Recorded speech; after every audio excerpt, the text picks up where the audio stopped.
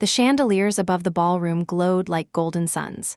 Their light spilled across polished floors, across dresses that whispered with every step, across laughter that seemed rehearsed, practiced to perfection. It was Daniel's engagement party, and I was supposed to feel joy, pride, maybe even relief that my brother had found love and stability. Instead, I felt like a shadow stitched into a tapestry that had no place for me. My dress was navy blue, simple, one I had bought years earlier when I was still working late shifts in a cafe. I had kept it folded carefully, pressed with an old iron on nights when I imagined a future where I might need something nice, something proper. Tonight was that night. I pinned my hair up myself, steadying my hands in front of the bathroom mirror, practicing a smile that looked warm but not forced. I told myself it was enough. It was not. The moment I walked into that room, I felt the gap. It stretched between me and the women who glittered in gowns that cost more than my monthly rent, between me and the men whose watches gleamed like trophies. Their eyes measured me in half a second, and most decided I was unremarkable. I could live with that. But then came Richard Rowe.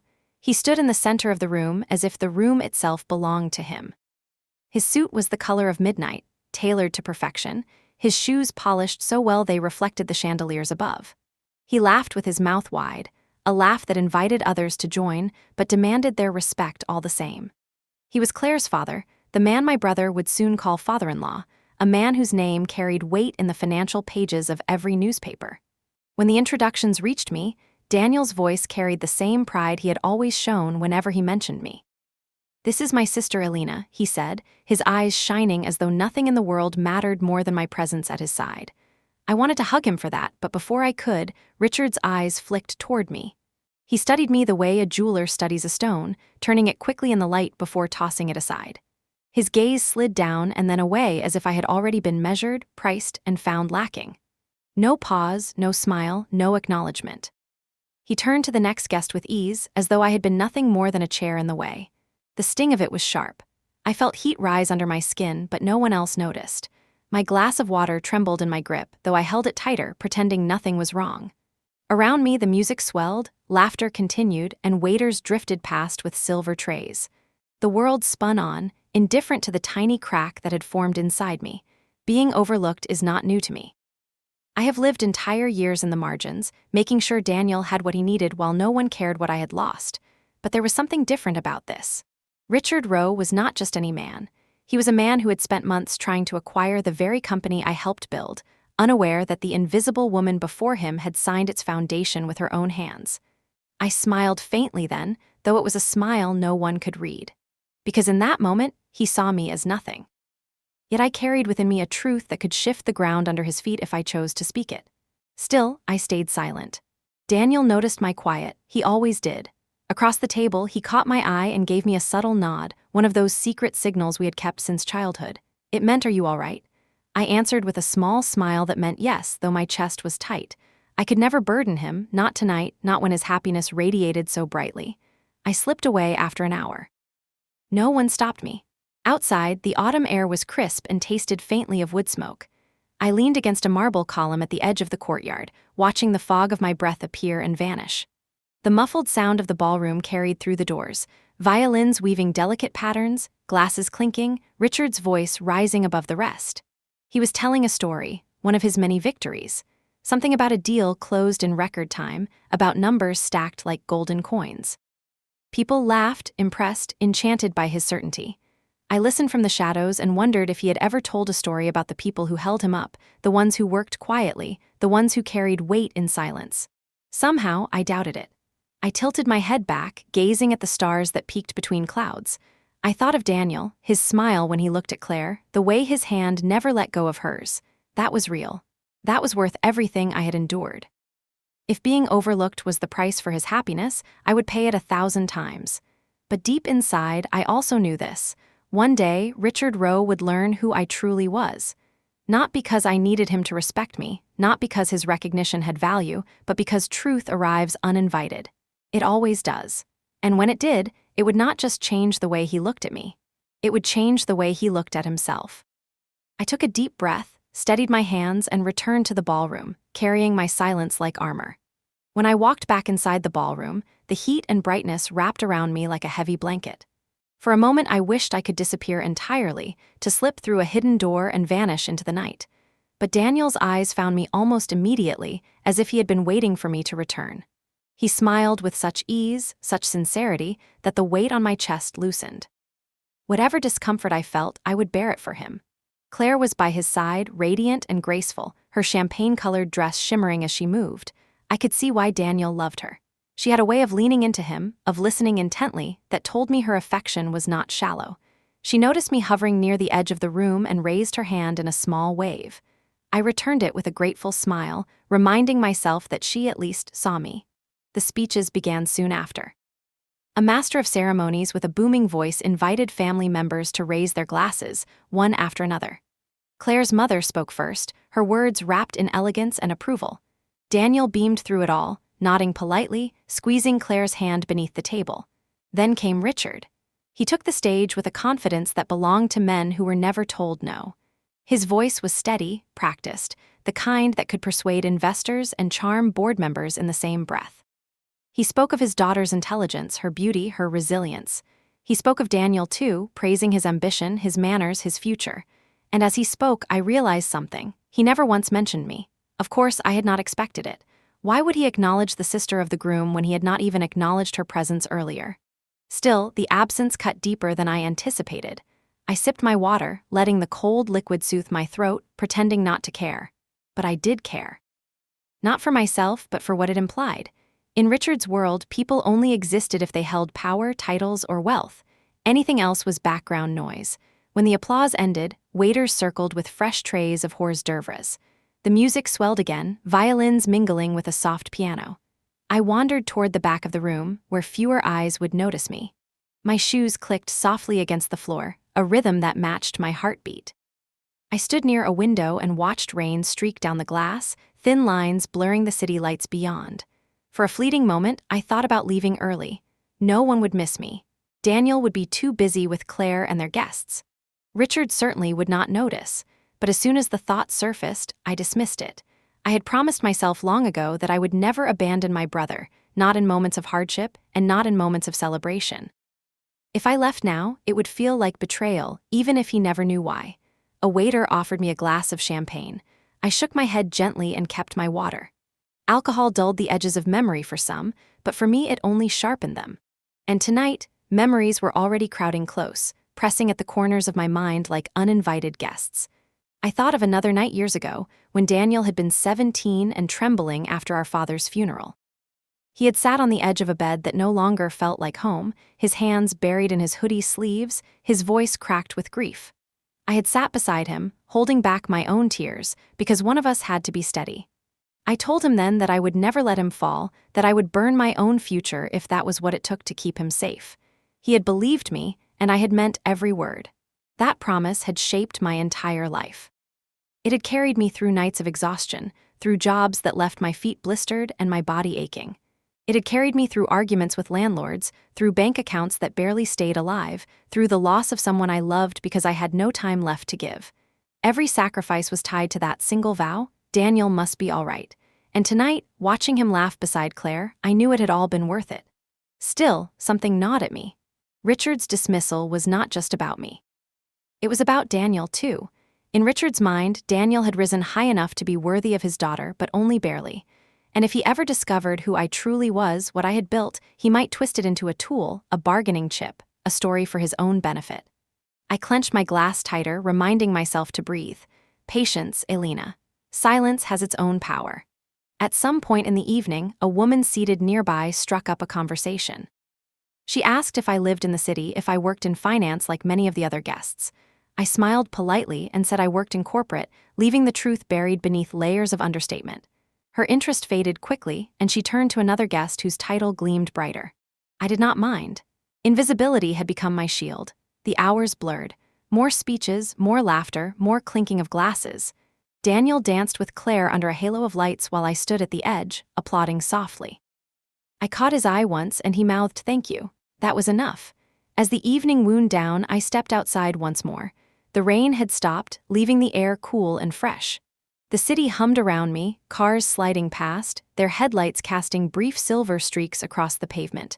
I wrapped my arms around myself, not because of the cold, but because I needed the anchor. I thought of Richard again. The way he had brushed past me, the way he had spoken with ease and certainty, never once considering that the quiet woman at his table might carry stories he could not imagine. He believed he had already measured me, already decided my worth. But what he did not know, what no one in that ballroom knew, was that I was not a shadow at all. I was the co-founder of a company that pulsed beneath the surface of industries like his, a company that had been born out of sleepless nights and stubborn will. A company he had been circling for months, desperate to acquire, without realizing whose name was written in its foundation. I closed my eyes and let the thought settle. One day, he will know. Not because I seek his recognition, but because truth has a way of slipping through cracks, no matter how tightly we try to hold it back. I turned, looked once more at the glowing ballroom, and whispered softly to myself, "Let him think I am nobody. It will make the revelation all the more powerful when the time comes." And with that, I walked back inside, carrying my silence like a secret flame. The night after the engagement party, I could not sleep. The apartment was quiet, the kind of silence that presses against your ears until you can hear your own pulse. I made tea I did not drink, walked barefoot from the kitchen to the living room and back again, restless. Every time I closed my eyes, I saw Richard's expression, the flicker of dismissal in his eyes, the way he erased me without even trying. And yet, it was not his face that haunted me most. It was my father's. Grief has a peculiar way of returning in fragments. You think you have buried it, that time has dulled its edges, and then a single memory drags it back sharp and merciless. For me, it began with a sound, the ring of a phone in the middle of the afternoon, years earlier, when I was 22 and drowning in final exams. I remember answering, expecting to hear Daniel asking about dinner, maybe a friend reminding me about a paper. Instead, it was my college advisor. His voice trembled in a way that made the words stumble. He told me there had been an accident. My father was gone, just like that. One moment he had been planning a trip to visit me and Daniel. The next he was a silence we would never fill. I drove home that night with hands shaking on the wheel. Daniel was waiting for me on the porch of a house that already looked foreign without our father in it. He was 17, 1 week away from high school graduation, and when he saw me he tried to smile but failed. I held him as he cried, though my own chest felt split open. The funeral blurred by. Relatives came with words of comfort and casseroles that went cold on the counter. But when the last car left and the door clicked shut, the real weight descended. Bills stacked on the table. Letters with bold red warnings slid through the mail slot. Debt collectors called and called again. My father had been self-employed, a craftsman who believed more in his tools than in numbers on paper. Somewhere along the way, the numbers had betrayed him. Loans, missed payments, business liens, things he had tried to shield us from until the very end. But once the obituary printed, there was no shield left. They took everything. The house, the car, even his workshop filled with sawdust and memories. All that remained was a small suitcase of clothes I had packed for spring break, and the brother who looked at me as though I were the last solid ground beneath his feet. That night, I sat on the floor beside him. He had his knees tucked under his hoodie, his eyes swollen from tears. I realized then that no one else was coming. No mother to comfort us, she had left years ago to reinvent herself with a new family. No uncles or aunts to carry the burden. Just us. 2 orphans, 1 car, a future in pieces. I was 22 and terrified, but fear had no place in Daniel's world, so I made a decision. I told him we would be all right. I told him I would finish school, get a job, any job, and keep us afloat. My voice was steady, even though inside I was breaking. He believed me because he needed to, and because I needed him too. From that night on, every hour of my life belonged not to me but to us. I worked mornings in the campus cafe, afternoons delivering packages, nights tutoring freshmen in subjects I barely understood myself. My body ached, my eyes burned, and sleep became a luxury I could not afford. There were days I sat in lecture halls still sweating from carrying boxes up 4 flights of stairs, pretending to take notes while my mind screamed for rest. I lost friends quickly. They wanted dinners out, weekend trips, nights filled with laughter. I wanted to survive. I watched them drift away, not with anger but with inevitability, like leaves carried by wind. Even love slipped through my fingers. I had been with someone kind, someone who deserved more than voicemail apologies and forgotten dates. Eventually, she told me she could not keep waiting for me to come back to a life I no longer had. I let her go. Not because I did not care, but because I did not have enough of myself left to give. People like to speak about building character as if it is something polished, something you can choose with calm deliberation. Mine was forged in overdraft fees and sleepless nights. It was built in the moments I looked at Daniel and knew he deserved a future even if I had to burn my own to light the path. When I finally graduated, there was no celebration. No cap thrown into the air, no photographs framed for walls we no longer owned. Just a quiet exhale and a job offer at a mid-sized firm doing back-end operations. It was not glamorous, but it paid, and that was enough. I moved us into a modest one-bedroom apartment. Daniel took the bedroom. I slept on the couch. I told myself it was temporary, that one day I would have my own bed again. But for years, that couch held my exhaustion, my dreams, my silent prayers whispered into the dark. Every evening I cooked dinner, even if dinner was just rice and eggs. Daniel studied at the table while I stirred pots and balanced bills. On weekends, I caught up on laundry, groceries, and whatever sleep I could steal. Even in that grind, I kept one eye fixed on the horizon. I enrolled in online courses, marketing and automation systems, data analytics, anything that might sharpen my skills. I did not know what opportunity would come, but I swore I would be ready when it did. It was during one of those sleepless weeks that the first crack of light appeared. A message from Felix Harper, an old classmate who remembered my instinct for business. He and a friend were building a small tech tool for automating back-end systems. They needed someone who could handle operations and pitch to clients. It sounded unstable, uncertain, but it also sounded alive, and I had not felt alive in years, so I said yes. Saying yes to Felix felt reckless. It was like stepping off a ledge without checking the ground below. But there was something in his voice, a spark I had not heard in years. He believed we could build something from nothing, and I wanted to believe too.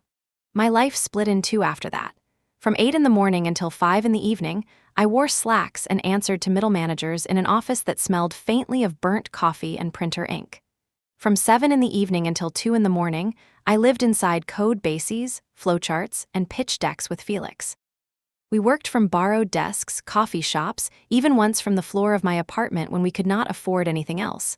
Some nights I passed out with my laptop glowing on my chest. Daniel would shake me awake in the morning, reminding me to eat something before work. He never complained. He just kept studying, kept pushing forward, as if he knew every ounce of my sacrifice was for him. Money was tight. Arguments happened. Our third co-founder left after a brutal 6-month dry spell where no clients came and no income arrived. Felix and I stayed, clinging to the fragile hope that this idea could become real. Then came the breakthrough. A corporate client agreed to pilot our tool. Within weeks, their processing time dropped by 40%. They told 3 other companies. Suddenly, our inbox was overflowing with demo requests, and we barely had time to respond. A review in a major tech blog gave us our first wave of inbound interest. Even then, I did not quit my day job. I had learned too early how fragile stability could be. I saved every spare cent, handled customer support tickets on my lunch breaks, and debugged systems late at night while the city slept. Felix became the public face, smiling at cameras, giving talks, shaking hands. I stayed in the shadows, building structures, ensuring every invoice was correct, every client satisfied. It suited me. While others chased titles and spotlight, I chased peace of mind. A life where Daniel did not have to count every dollar at the grocery store. A life where he could think about his future without fear. And slowly, we reached it. Daniel got into a state university on merit. I paid every bill on time. We had health insurance, a small savings account, even working appliances. For the first time in years, I felt something like stability. It was fragile, yes, but real enough to let me breathe. No one saw how much it cost me. The endless nights, the loneliness that clung even in crowded rooms, the dreams I had shelved to make room for survival. But I did not need them to see. My reward was watching Daniel smile, watching him thrive in a life I had built from the ruins of our past. Silence became my companion. I chose it deliberately. Silence meant safety. Silence meant no one could take away what I had if they did not even know it was mine. But silence also had consequences, because when powerful men like Richard Rowe met me, they assumed I was small. They looked past me, not knowing the company they depended on had my fingerprints all over it. They thought I was invisible, and perhaps that was my fault for choosing invisibility as my armor. Still, I told myself it was fine. Better to be underestimated than misjudged. Better to be unseen than falsely praised. Life has a way of circling back, though, no matter how far you try to stay in the shadows. My choice to remain invisible was about to collide with a truth I had not prepared for. Daniel was in love. It was a Tuesday evening when he called me. I had just collapsed onto the couch, still in my work clothes, eating cold leftover pasta straight from the container. His voice was breathless, excited, but also hesitant. "Elena," he said, "I have something to tell you." I assumed it was about school, maybe a project or internship. I never expected his next words. "I'm getting married." The fork froze in my hand. "You are what?" to Claire, he said quickly, like ripping off a bandage. "We have been serious for a while now. I did not tell you because I did not know how." Claire. The name meant little to me then. I had met her once in passing, a polite introduction at a coffee shop, but Daniel had never spoken of her in such serious terms. "Daniel, marriage is huge." "Are you sure?" He laughed nervously. "I am more than sure. I am happy. I just needed to tell you before things moved further." There was a pause, his voice softened. "He wants to meet you." That caught my attention. Anyone who wanted to marry my brother had to go through me. I was not just his sister. I had been his guardian, his parent, his anchor.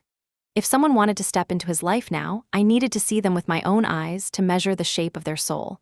We arranged dinner for that Friday. I offered to cook. When the doorbell rang, I smoothed my hair and opened the door. Daniel stood there glowing with anticipation. Beside him was a young man holding flowers in one hand and a bottle of wine in the other. His grin was a little too wide, his nerves obvious. Claire, of course, was there too. She hugged me warmly, her perfume delicate, her smile genuine.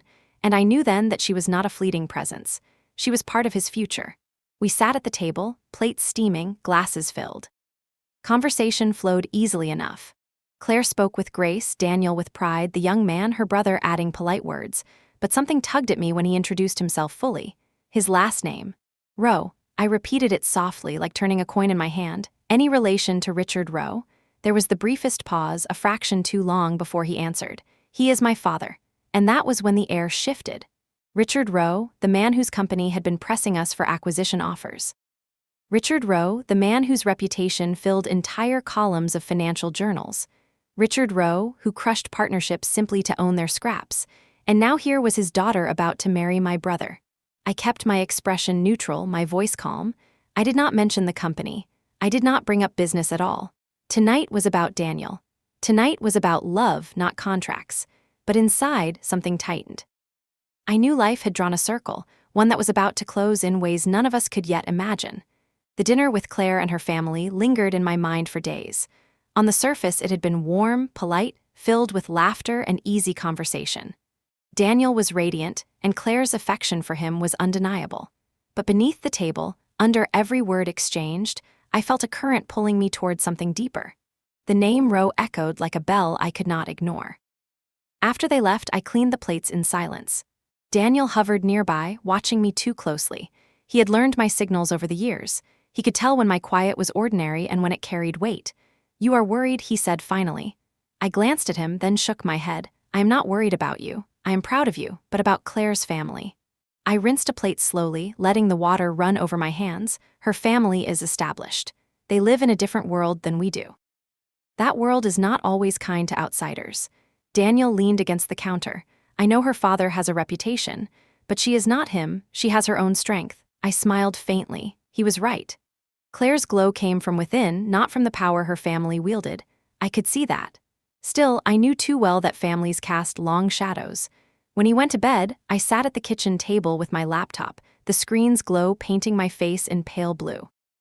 Emails from Felix filled the inbox, updates on new clients, feedback loops, a reminder about an upcoming investor meeting. Business was moving faster than I could process, yet I felt suspended between two worlds. In one, I was Daniel's sister, the quiet woman at his side, easily dismissed. In the other, I was the architect behind systems that companies like Richard Rowe's depended on. Balancing them required silence. The breakthrough we had achieved with Harper Solutions was still fragile. Each new client was both a victory and a risk. Felix thrived on the attention. He was magnetic in front of cameras, persuasive with investors, charming at conferences. I admired him for that, but I also envied his freedom to be visible. My role was different. I ensured our invoices went out correctly, our customer service tickets were answered, our product improved daily. Without me, the structure would collapse. Without him, no one would know we existed. And perhaps that was why our partnership worked. He could shine while I held the foundation steady. Still, Richard's presence pressed against my thoughts. He had been circling us for months, sending offers laced with arrogance, as if acquiring us would be a favor. He had no idea that the quiet sister of his future son-in-law was the same woman he sought across boardrooms. Sometimes I wondered what would happen if he discovered it. Would he laugh at the irony? Would he regret dismissing me? Or would he see me only as another asset to be claimed? I closed the laptop with a sigh. Truth had a way of surfacing, but timing mattered. And for now, my silence was not only my shield, it was my strategy. Days passed and work consumed me. Harper Solutions was expanding, stretching us thin.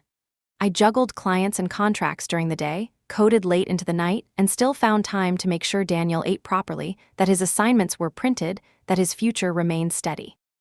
One evening, after a long call with Felix, I stepped outside for air. The city hummed below, neon lights reflecting in puddles from a recent rain. I leaned against the railing of our apartment balcony, letting the breeze cool my face. Daniel joined me carrying 2 mugs of tea. He handed me one and stood silently beside me for a while. "Do you ever regret it?" he asked softly. "Regret what?" "Everything you gave up for me." The question pierced deeper than he knew.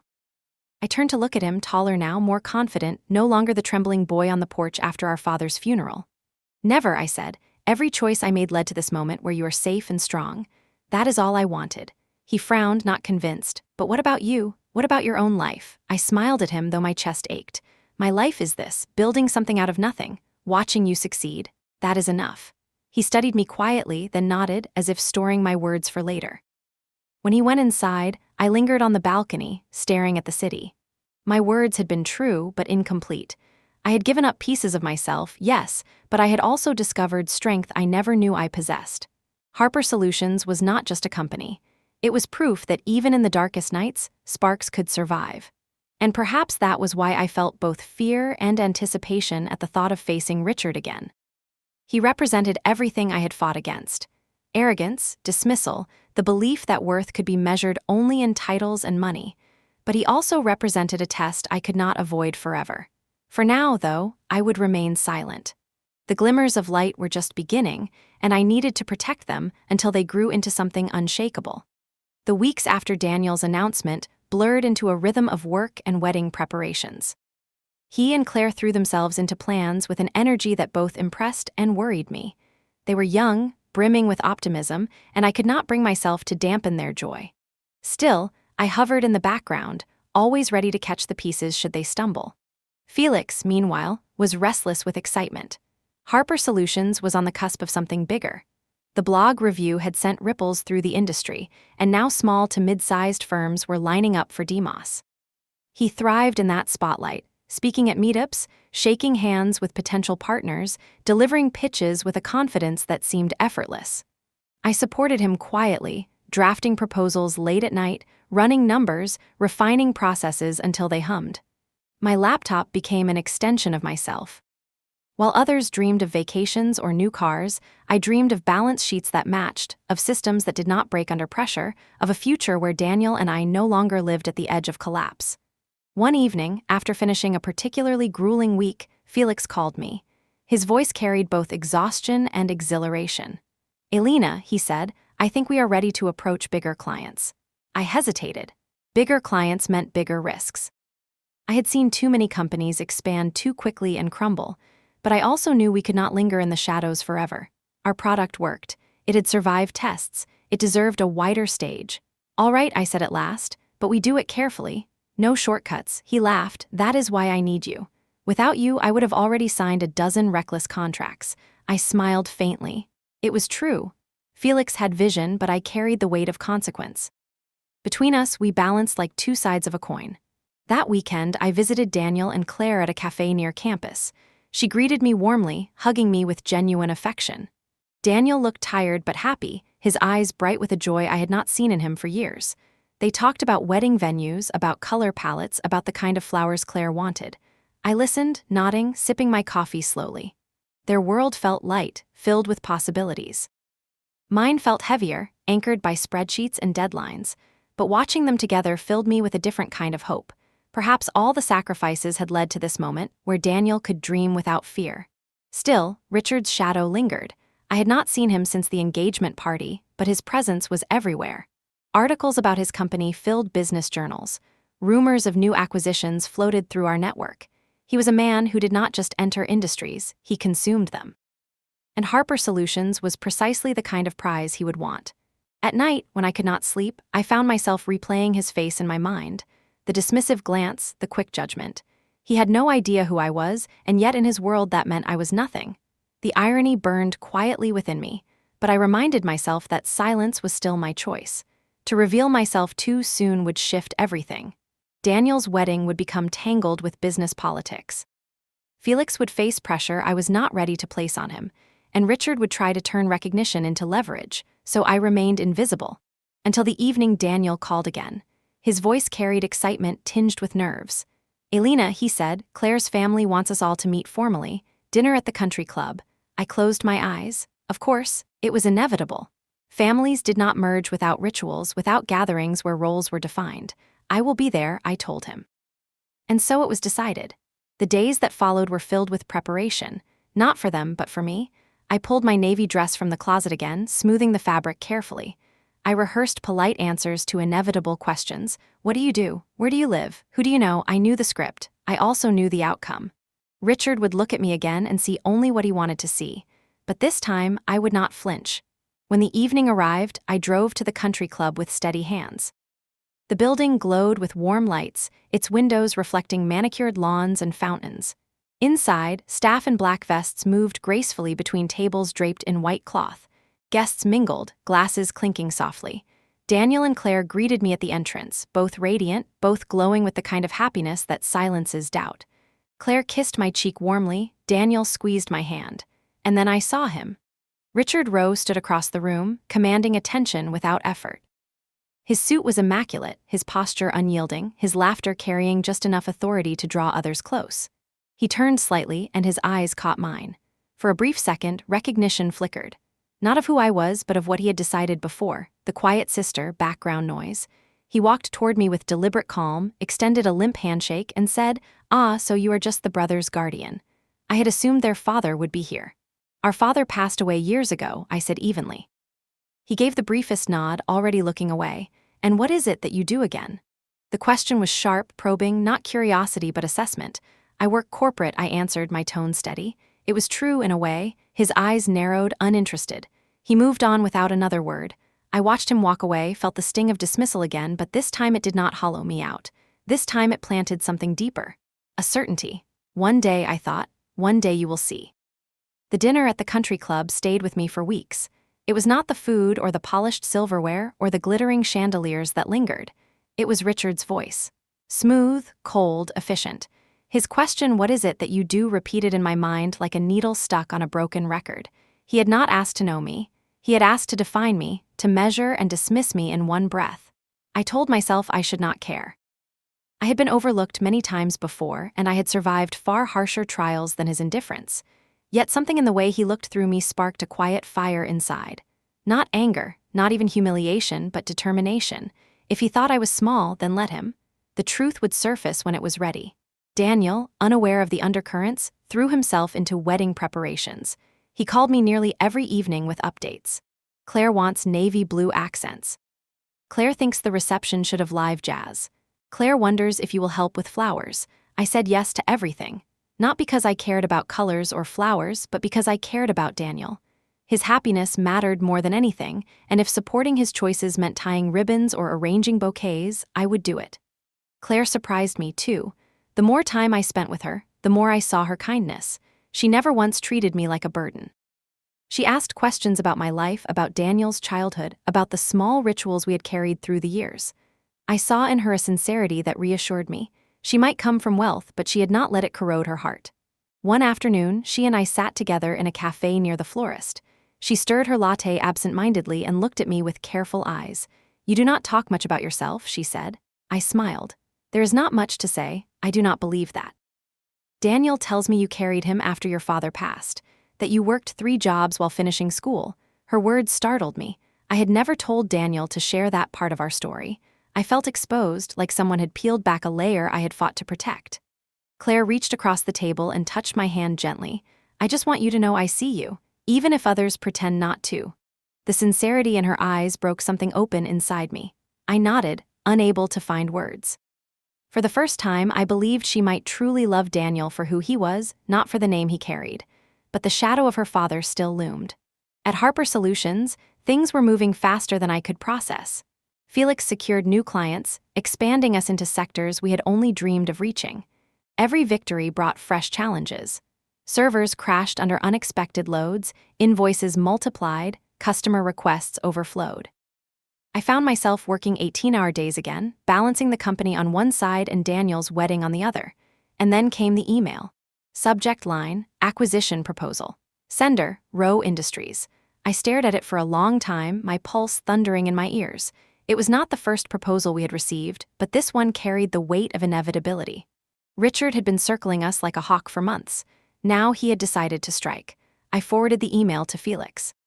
His reply came minutes later. Ignore it. He is trying to pressure us, I agreed. Still, I could not escape the irony. While Richard brushed me aside at his daughter's dinner table, his company was desperate to own the work I had built in the shadows. The collision of worlds was inevitable. My silence could shield me only so long. One evening, Daniel called again. He wanted to finalize details for the rehearsal dinner. He sounded exhausted, juggling school, part-time work, and wedding stress. I listened, offered advice, reassured him. But as we spoke, I could not shake the thought that the wedding would not only unite two families, it would also bring me face to face with Richard in a way neither of us could ignore. That night, I lay awake on the couch, staring at the ceiling, memories pressing in. I thought of the nights I had carried groceries up 4 flights of stairs, the nights I had studied by dim light while Daniel slept beside me, the mornings I had walked into class still damp with sweat from delivering packages. Richard knew nothing of those nights. He did not know the price I had paid to stand here now. But he would. The question was when. I rose, pulled my laptop closer, and opened a document. Numbers filled the screen: revenue projections, client lists, system upgrades. It was the blueprint of everything Felix and I had built. And as I looked at it, I felt both pride and fear. Pride that we had survived. Fear that Richard would try to claim it. I closed the laptop slowly. Not yet. The wedding was coming. And with it, the moment of truth. The rehearsal dinner arrived faster than I expected. The days leading up to it blurred together with work deadlines and wedding errands, each hour consumed by a task I could not ignore. By the time I stood before the mirror fastening a simple necklace, I felt like I was preparing for battle rather than celebration.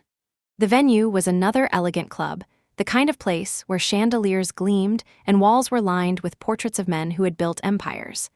I walked in quietly, blending into the tide of guests in tailored suits and dresses that shimmered with sequins. Daniel spotted me first. He excused himself from a group of Claire's cousins and came toward me with a grin that melted years off his face. He hugged me tightly. "You made it." "Of course," I said. "I would not miss this." Claire joined us a moment later, glowing with a happiness that softened the edges of the room. She embraced me too, and in her warmth I felt a fragile reassurance. Whatever her father was, she was different.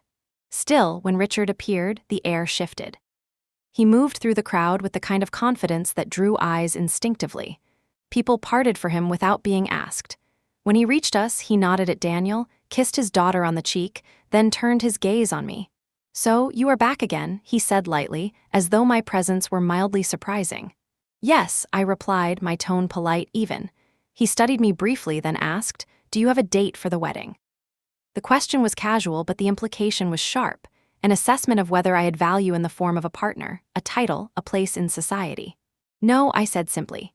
He nodded once, uninterested, and shifted his attention back to Daniel. I exhaled slowly, steadying my pulse. I reminded myself of the truth. His perception did not define me. His dismissal did not erase my worth. And soon, very soon, the truth would come to him whether he wanted it or not. Dinner was served. Crystal glasses clinked, waiters moved gracefully, laughter swelled and receded like waves. I sat near the edge of the table, speaking little, listening much. Daniel was animated, telling stories that made Claire laugh. Watching him filled me with pride, though it also sharpened my ache. How many years had I carried him through silence, just for this moment where he could shine? At one point, Claire's mother leaned toward me with a gentle smile. "Elena, Daniel tells me you were his rock after your father passed." "You must be very proud." I met her eyes, surprised by her kindness. "I am," I said softly, "more than words can express." She nodded, squeezing my hand before turning back to the conversation. In that simple gesture, I felt seen. Not by Richard, but by someone who mattered more to me than his opinion. As the evening wound down, I stepped outside for air. The night was cool, the sky scattered with stars. I leaned against a stone pillar, closing my eyes, letting the quiet hold me. And then I heard footsteps. Richard emerged from the doorway, his silhouette sharp against the golden light. He stopped a few feet away, hands in his pockets. For a moment he said nothing, simply studying me as though trying to place a puzzle piece. "You are protective of him," he said finally. "Daniel is my brother," I replied. "I raised him after our father died." He nodded, a hint of respect in his tone though it was quickly masked. "That explains your presence." Presence. As if my entire life's work amounted to an accessory. I did not answer. Richard continued, "My daughter is precious to me. I expect Daniel to treat her well." "He will," I said without hesitation. "He loves her." Richard studied me another moment, then turned back toward the doorway. "I hope you are right." When he disappeared inside, I let out a breath I had not realized I was holding.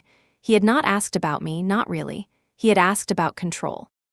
And in his world, control mattered more than love. But I was not afraid. The collision was coming, and when it arrived, it would not be me who trembled. I returned to the table, sat quietly, and watched Daniel laugh with Claire. A warmth spread through me, steady and grounding. Whatever storm was gathering, he did not need to see it. That was my burden to carry. Later, when the dinner ended and guests began to leave, Felix texted me. Another acquisition offer from Rowe Industries. Larger this time. Aggressive? I stared at the screen, my lips curling in a faint smile. Richard Rowe had no idea that the woman he had dismissed twice now was the very person standing between him and his prize. The thought steadied me. Silence still served me, but not for much longer. The wedding was days away. And with it, the moment everything would change. The morning of the wedding dawned clear and bright, as if the sky itself had decided to bless Daniel and Claire. Sunlight spilled through my curtains, painting soft gold across the walls of my small apartment. I sat on the edge of the couch that had been my bed for years, staring at the dress I had chosen for the day. It was not new. I had not bought anything extravagant for this occasion. It was a dress I had worn once before at a formal event for Harper Solutions, simple but elegant, midnight blue that caught light without glittering. I smoothed it carefully, pressed every crease, pinned my hair with deliberate patience. Today was not about me, it was about Daniel. Still, as I looked at my reflection, a quiet thought pressed into me. One day you will no longer have to hide. The venue was breathtaking. A cathedral with vaulted ceilings that soared like wings, stained glass windows spilling rainbows across polished floors. Guests filled the pews, their voices hushed with reverence, their attire gleaming with wealth and polish. The air smelled of lilies and candle wax, heavy but comforting. Daniel stood at the front in his suit, shoulders squared, eyes fixed on the doors that would soon open to reveal Claire. I saw him glance toward me once, and in that glance was everything: gratitude, nervousness, love. I nodded back, steadying him as I always had. When the organ began, the doors opened, and Claire stepped inside, radiant in white lace. Gasps rippled through the church. Daniel's eyes filled with tears, and mine did too. For a moment, time folded back on itself. I saw the boy who had once clutched my sleeve in fear, now standing tall, ready to build a life of his own. I walked Claire halfway down the aisle before her father took her arm. Richard's face was composed, proud, his stride measured. He did not look at me as he passed. Perhaps he thought I was unworthy of this moment. Perhaps he still believed I was a shadow. The ceremony unfolded in beauty. Vows were spoken with trembling voices, hands clasped, promises exchanged that carried the weight of forever. When the officiant declared them husband and wife, the church erupted in applause. I clapped too, though my hands shook. My brother had stepped into a new chapter, and I could finally let go of some of the weight I had carried. The reception was held in a grand hall nearby, chandeliers glowing, tables set with crystal and silver. Waiters moved like shadows, refilling glasses, delivering plates of food too pretty to eat. Music floated through the air, violins blending with piano, laughter rising like bubbles. I found a quiet seat near the edge, content to watch. Daniel and Claire danced their first dance, faces glowing, the crowd applauding in rhythm. I smiled, my heart swelling with a pride that words could not hold. And then, without warning, a member of the staff approached me. A young woman in black and white tapped my shoulder and said softly, "You are next." 2 minutes, I blinked. "Next for what?" "The speech," she whispered. "The microphone is ready." For a moment, the world tilted. I had not prepared anything. I had not planned to speak. My role was already complete, walking Claire partway down the aisle, standing tall for photographs, smiling for Daniel. That was enough, yet something in me stirred, a quiet voice that had waited years. This was the moment. I rose slowly, smoothing my dress. My legs trembled, but my spine held straight. As I walked toward the stage, conversations hushed, faces turned. For once, all eyes were on me. I took the microphone, its weight heavy and unfamiliar in my hand. My reflection shone faintly in the silver surface, a reminder that this was real. "Good evening," I began, my voice steady though my heart raced. "My name is Elena Spencer, and I am Daniel's sister." A murmur moved through the crowd. I continued, but I was not just his sister. When our father passed away suddenly, Daniel was 17. I was 22. We had no mother to turn to, no family to guide us. It was just us. The room grew still. Forks paused. Glasses lowered. So I became more than his sister. I became his guardian, his parent, his anchor. I worked days and nights, sometimes sleeping only a few hours just to keep food on the table and his future intact. I lost friends, I lost love, but I never lost him. I turned to Daniel, who was already wiping his eyes. He smiled through his tears, and I smiled back. "We made it," I said softly. "You made it because you are strong and brilliant and brave. You forgave me for every moment I was not enough, and you kept going." A quiet rustle spread through the room. Even Richard, across the hall, had turned to face me fully for the first time. I took a breath, steadying myself, and there is something else I want to share. During those years, while I worked to keep us alive, I also built something. With a dear friend, Felix Harper, I co-founded a company called Harper Solutions. The name rippled across the crowd. Heads tilted. Some guests exchanged glances. Many of you may know it. Some of your firms may even use it. We began with nothing but borrowed code and broken laptops, and today our platform supports companies across the country. The air shifted, alive with surprise. I could feel Richard's gaze on me like a weight, sharp and unblinking. "But this is not about business," I said firmly. "It is about family. Everything I built, every sacrifice I made, was for Daniel. For this moment where he could stand beside Claire and know he is loved, secure, and free." I turned back to them, my voice softening. "I am proud of you both. You have found something rare: partnership, trust, joy. And I am honored to stand here and say, you are ready." Applause erupted, loud and long. I lowered the microphone, my heart pounding, and stepped down from the stage. But before I reached my seat, Richard intercepted me. Richard stood before me like a wall that had suddenly moved into my path. His posture was impeccable, his smile tight, but his eyes betrayed him. For the first time since I had met him, they carried something other than dismissal. They carried calculation, surprise, and just beneath that, the faintest trace of unease. He extended his hand. "That was quite a speech, Miss Spencer." I took his hand firmly, not eagerly. "Thank you. You are the co-founder of Harper Solutions," he said, voice pitched low, as though confirming what he had just heard with his own ears. "Yes." His grip faltered just a fraction before tightening again. "Why did you not mention this before?" I held his gaze. "Because I wanted you to see who I was when you thought I was nobody." The words landed like stones in still water, rippling outward. His smile wavered, the mask slipping for a heartbeat before he replaced it. "Well," he said smoothly, "perhaps we should speak more privately another time. There could be opportunities for collaboration." I released his hand, offering a polite but distant smile. "Enjoy the evening, Mr. Rowe." Then I stepped past him, my heart steady, my breathing calm. For once, I was not carrying shame or fear. I was carrying truth. Felix caught my eye from across the room. He raised his glass in silent acknowledgement. He knew what that moment had cost me, what it meant to step into the light after years of silence. I lifted my own glass and clinked it gently against his when I reached the table. No words were needed. The night unfolded in waves of joy. Daniel and Claire danced with abandon, their laughter echoing across the hall. Guests congratulated them, showered them with blessings, spoke of futures filled with promise. I joined in, smiling, clapping, hugging. But always, at the edge of my awareness, I felt Richard watching. He did not approach me again that evening. He stayed near the other executives and family friends, his expression composed, his laughter returning. Yet his glances came often, quick and sharp, as if studying me from new angles. No longer did he see a shadow. Now he saw a variable he had not accounted for. Daniel pulled me onto the dance floor once, insisting that his sister could not sit hidden in a corner all night. We spun clumsily to the rhythm of the band, both laughing until our sides hurt. For a moment, we were children again, chasing joy in a world that had taken too much from us. I held onto that moment fiercely, because I knew storms were still gathering. Later, when the music slowed and the hall quieted, I stepped outside for air. The night sky was clear, stars glimmering above the city lights. I leaned against the balcony railing, the cool stone grounding me. Claire joined me a few minutes later, her gown flowing like water in the moonlight. She touched my arm gently. "That was the most beautiful speech I have ever heard," she whispered. Thank you for giving Daniel so much for giving me him. Emotion rose in my throat, too thick for words. I only nodded, squeezing her hand. Behind her, Daniel appeared, slipping his arm around her shoulders. He looked at me with tears in his eyes and mouthed, "I love you." I mouthed it back. Inside, laughter rose again, the celebration resuming with new energy. I let myself breathe, let myself feel the weight sliding off my shoulders. For years I had been silent, unseen, carrying everything in shadows. Tonight, the truth had come into the light. When I returned to the hall, Richard was speaking quietly with another guest. Our eyes met once more.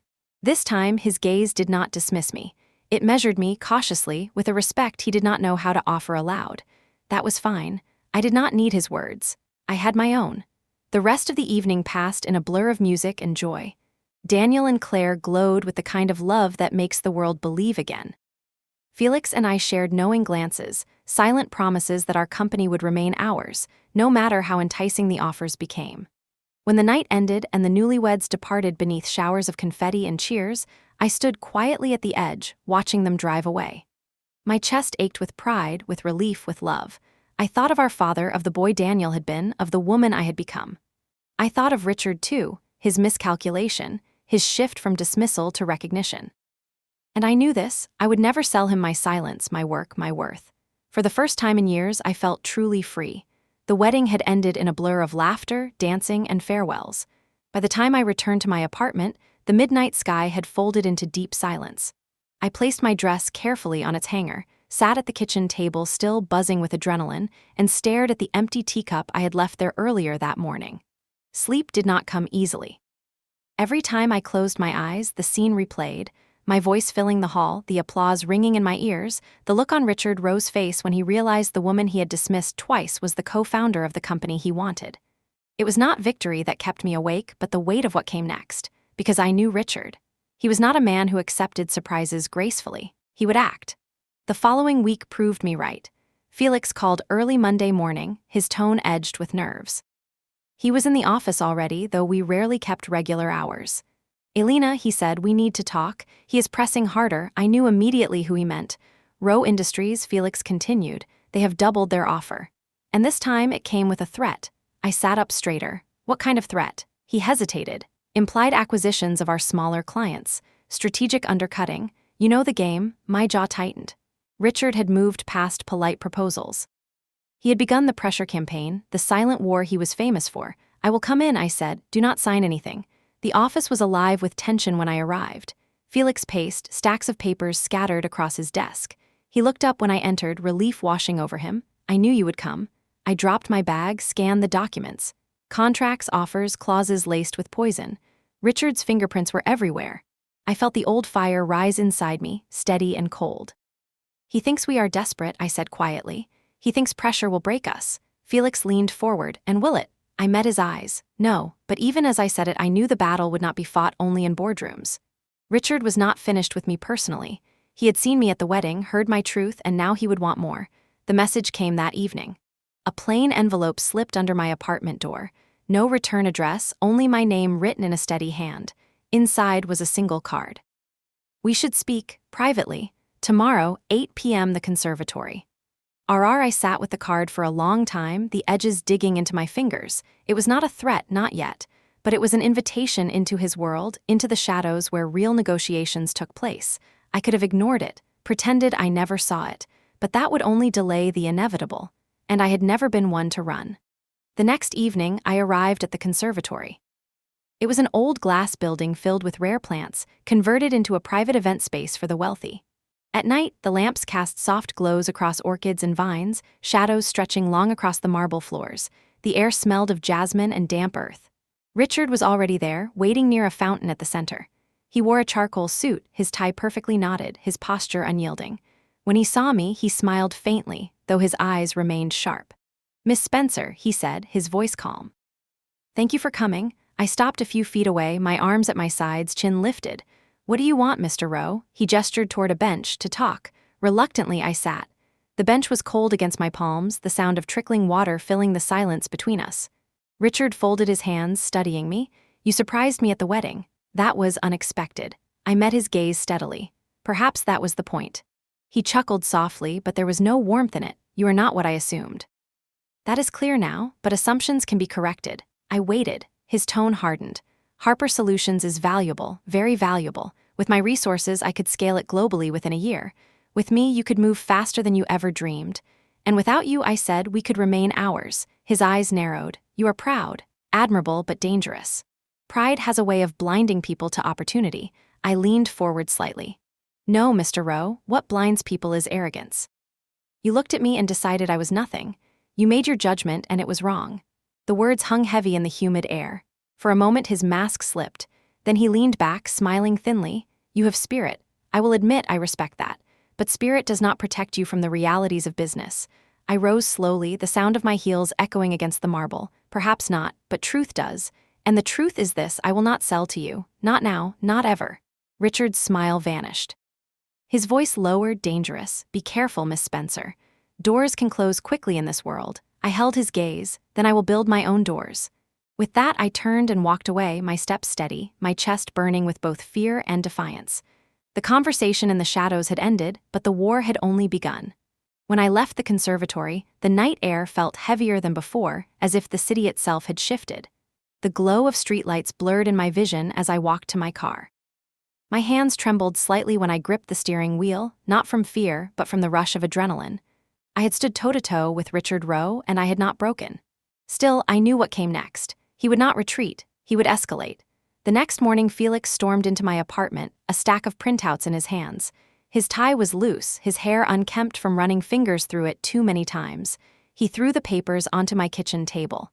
He is moving, Elena. 3 of our clients received counteroffers overnight, pricing slashed to levels we cannot match.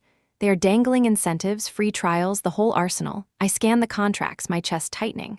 Richard was cutting deep, aiming for blood. Felix dropped into a chair, rubbing his temples. I do not know how long we can hold out if he keeps this up. We will hold, I said firmly. How? I looked at him, steady. By remembering who we are. He has resources, yes, but he does not have our agility. He does not have our heart. Clients came to us because we solved problems, not because we offered the biggest discount. If we double down on service, on innovation, we can survive this. Felix studied me for a moment, then nodded slowly. You actually believe that? I smiled faintly. I have to.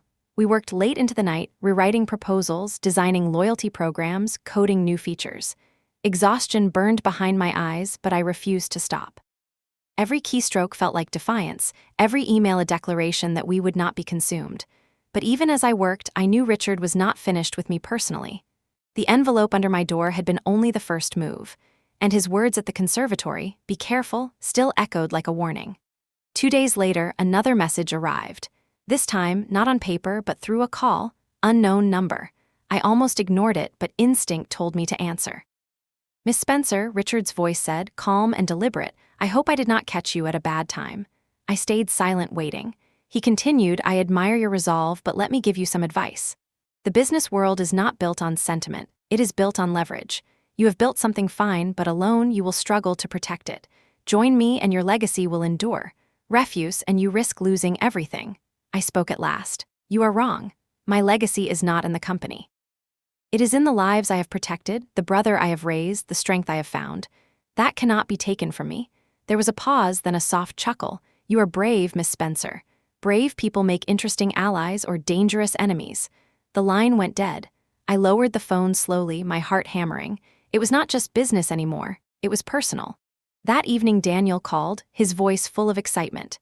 He and Claire had returned from a brief honeymoon, glowing with happiness. He wanted me to come for dinner, just the 3 of us. I hesitated. I did not want to burden him with the war I was fighting, but I also knew I could not hide forever. At their apartment, Claire greeted me with warmth, pulling me into a hug. Daniel cooked pasta, humming quietly as he stirred the sauce. The domesticity of it all soothed me, like stepping into a different world. But midway through the meal, Daniel looked at me closely.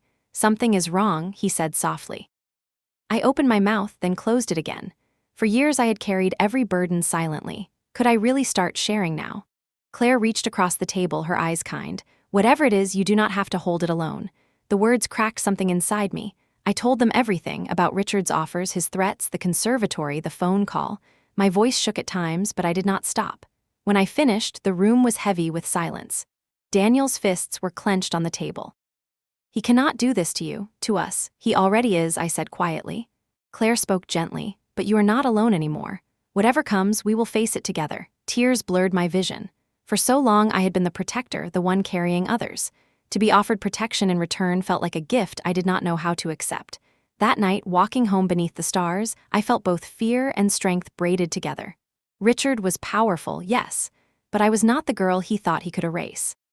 Not anymore. The shadows had tried to swallow me, but I had learned to see in the dark, and I knew this fight was only beginning. The days that followed felt like living inside a storm. Harper Solutions held steady on the outside, but behind the scenes Felix and I fought tirelessly to keep the walls from cracking. Richard's campaign intensified. More clients reported receiving calls from Rowe Industries, their offers polished, their discounts absurd. Some resisted, loyal to us. Others wavered. A few left. Felix tried to hide his frustration, but I saw it in the way his shoulders sagged at night, in the dark circles under his eyes. Sometimes I caught him staring at me as if searching for the strength he no longer had. And so I carried us both. One morning, a package arrived at our office. No return address. Inside was a single sheet of paper with one line typed across it: "Every empire falls." Felix cursed it under his breath, crumpling it in his fist. He is taunting us now. I took the paper from him, smoothed it gently, and placed it in my drawer. He thinks intimidation will break us, I said, but he is forgetting one thing. What? We have nothing to lose except ourselves, and I will never sell that. That evening, I received another message. This time through an email rooted cleverly to hide its origin, though I knew the hand behind it. One last chance. Meet me tomorrow at the Meridian Hotel. Midnight. Bring your decision. I stared at the screen, my pulse steady. The words felt less like an invitation and more like a final summons. The next night I arrived at the Meridian. The lobby gleamed with marble and gold, a place where power moved unseen. I followed the instructions to a private suite on the top floor. 2 guards stood at the entrance, silent, their expressions blank. They let me in without a word. Richard waited inside, seated in a leather chair by the window. The city sprawled behind him, lights glittering like stars. He rose as I entered, his movements calm, deliberate. "Miss Spencer," he said smoothly, "you came." I closed the door behind me, my back straight. "You asked for my decision." "Yes," he gestured toward a chair. "Sit." I remained standing. "Very well," he said, unbothered. "Then let us speak plainly. Harper Solutions is vulnerable. I can dismantle you piece by piece, client by client, until nothing remains, or you can join me. With my resources, your technology will dominate globally. Your brother will never want for anything. You will be secure." His words were honey laced with venom. I had expected nothing less. I met his gaze. "You speak of security as if it were freedom, but I know the difference. I have lived through nights when security was nothing but an empty fridge and an unpaid bill, and I survived." Richard tilted his head slightly. "You are emotional." I laughed softly. "No, I am alive. That is something you will never understand." His smile thinned. "Do not be naive. The world does not reward sentiment. Perhaps not, but it rewards resilience." The silence stretched between us, heavy as iron.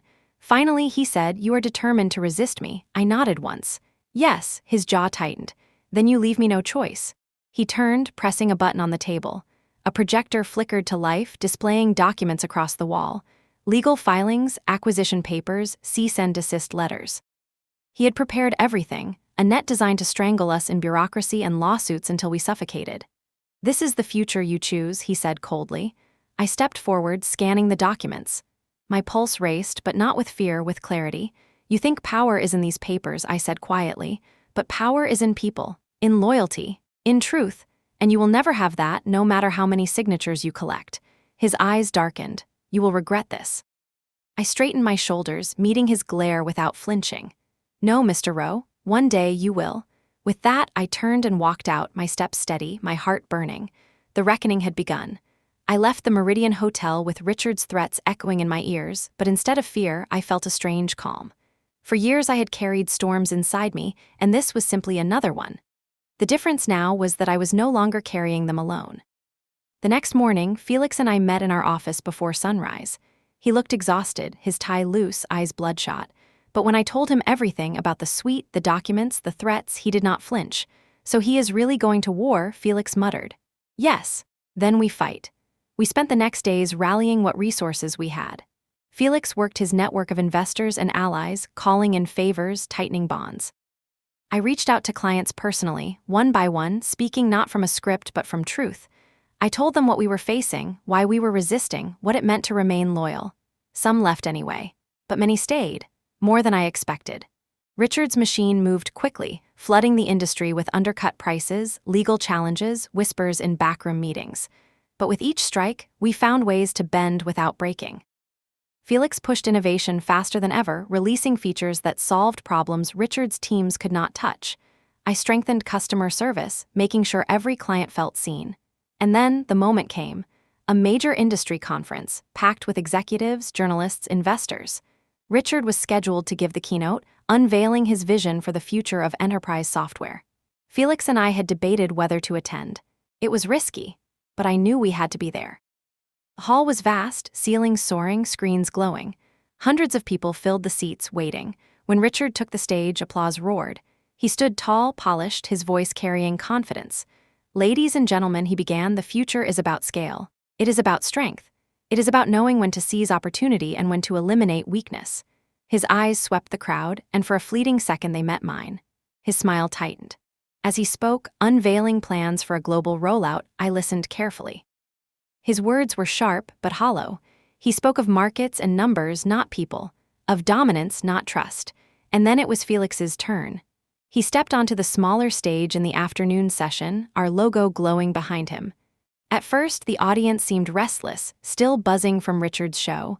But then Felix spoke, not of markets, but of stories. He talked about small businesses we had saved from collapse, about startups that had grown because of our support, about the nights we spent coding through exhaustion because someone's future depended on it. I watched the crowd lean forward. I saw heads nod. I saw phones rise to record. And then Felix looked at me, his eyes asking a silent question. I stood. My heart pounded as I walked onto the stage, the lights blinding, the murmurs rising. "Good afternoon," I began, my voice clear. "My name is Elena Spencer. Many of you may know Harper Solutions. What you may not know is that I co-founded it." A ripple moved through the crowd. For years, I worked in silence. I carried my brother after our father died, worked nights, built code on broken machines. No one saw me. People like Richard Rowe looked past me as if I were invisible. Gasps, murmurs, I pressed forward. But invisibility is not weakness. It is strength waiting for the right moment. Harper Solutions was built not on greed, but on resilience, not on dominance, but on trust, and that is something you cannot buy or steal. Applause began, scattered at first, then swelling. Felix smiled beside me, pride shining in his eyes. When I stepped down, I glanced back at Richard. His jaw was tight, his hands clasped too firmly. For the first time, he looked less like a conqueror and more like a man losing ground. The days that followed confirmed it.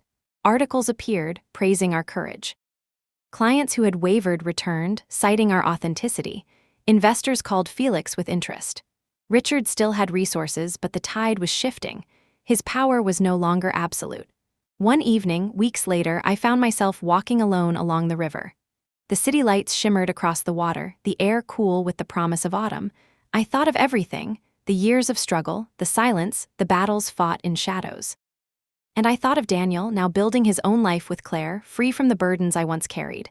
My phone buzzed, a message from Felix, we did it. Another round of funding secured, we are safe. I smiled, tears stinging my eyes. Safe. For the first time in years, the word felt real. I looked out at the water, the reflections trembling, and whispered into the night, "Father, we made it." The storm had passed, and though I bore scars, I also bore strength. Richard Rowe had tried to erase me, to own me, to break me, but I was still here, and I was no longer invisible.